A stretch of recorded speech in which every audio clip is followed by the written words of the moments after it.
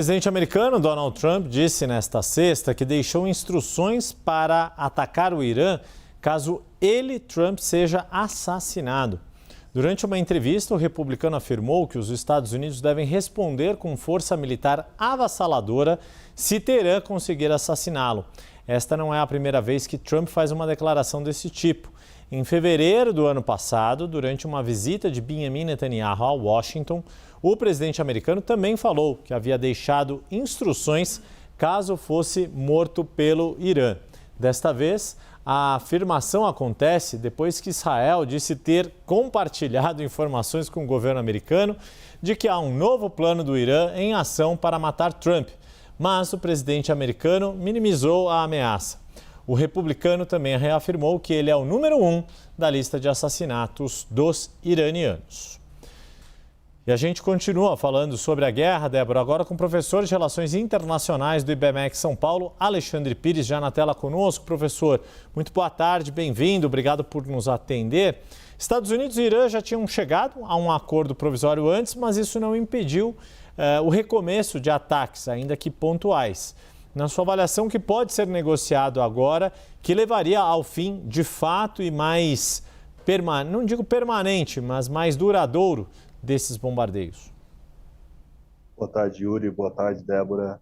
É uma situação extremamente difícil buscar um acordo, Yuri, quando não existe ali nenhum ponto em comum, né, para ser negociado. Ou seja, os iranianos querem ter ali um domínio não só do estreito, mas querem continuar sua pesquisa nuclear sem um limite claro para uso civil, e também querem aumentar o alcance do seu armamento balístico, né, a ponto, inclusive, de poder atingir a Europa a 4.000 quilômetros de distância. Então, isso já é uma dificuldade. Do outro lado, há os Estados Unidos que querem desmantelar todo esse programa, né? Então, você não tem um ponto de acordo e existe aquilo que nós vimos, e vocês acompanharam muito bem, nas últimas semanas, né? Ou seja, acabava a negociação, os Estados Unidos diziam que haviam conseguido chegar num ponto e depois o Irã dizia que aquilo não havia sido negociado. Então, essa falta de ponto em comum, né, de meio termo,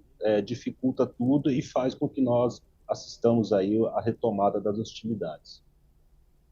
Boa tarde, professor. Obrigada pela entrevista.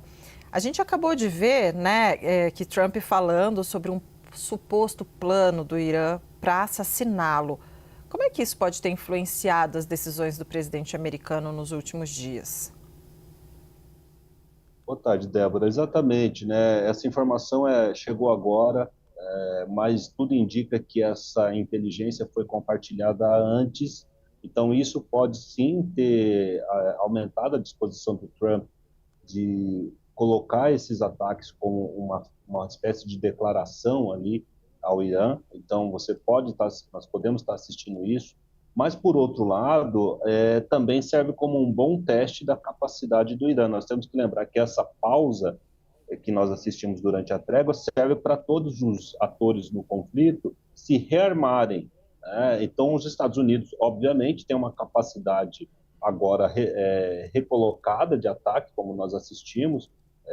A estimativa é que mais de 90 alvos foram atingidos ali ao longo da costa.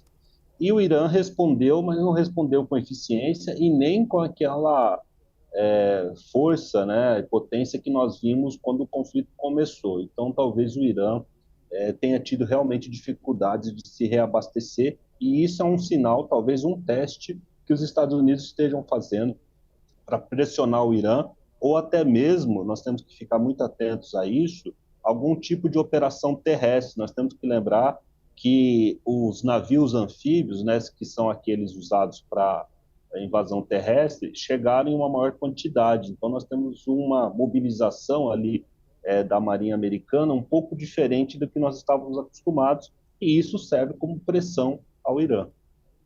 Professor, tem um outro ponto, né, que é chave para entender ou para analisar os movimentos dos Estados Unidos de Donald Trump, que é a política doméstica.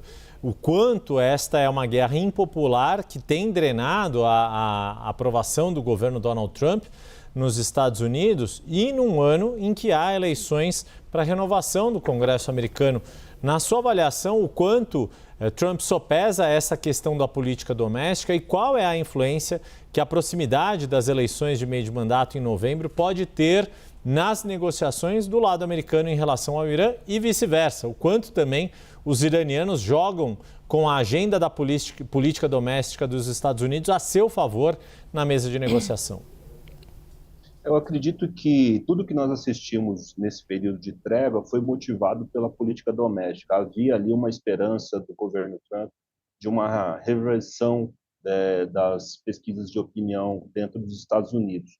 Mas parece que agora eles cruzaram o Rubicão, né? Aquele ponto de não retorno, e esses ataques talvez mostrem isso, ou seja, essa questão das eleições de meio de mandato talvez ficaram secundárias nesse momento. Mas você tem toda a razão, Yuri.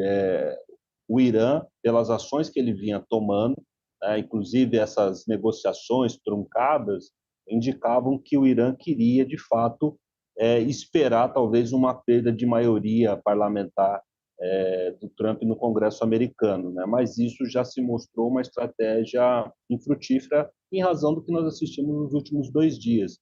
E ainda tem um complicador, né, que é uma nova informação que chegou, que existe um ataque aéreo que foi feito após o Comando Central, né, que organizou os ataques, dizer que eles haviam cessado. Então, há uma desconfiança que algum ator ali da Península Arábica participou desse ataque, né, em coordenação ou não. Tudo indica que talvez tenha sido os Emirados Árabes Unidos. Então, você tem muitos fatores ali que impedem uma leitura clara e um planejamento claro, porque tanto os Emirados Árabes têm interesses, o Israel tem os seus interesses, os Estados Unidos têm os seus interesses, e outros atores, inclusive o Irã, também têm interesses divergentes. Tudo isso serve muito bem para tacar mais combustível aí nessa fogueira.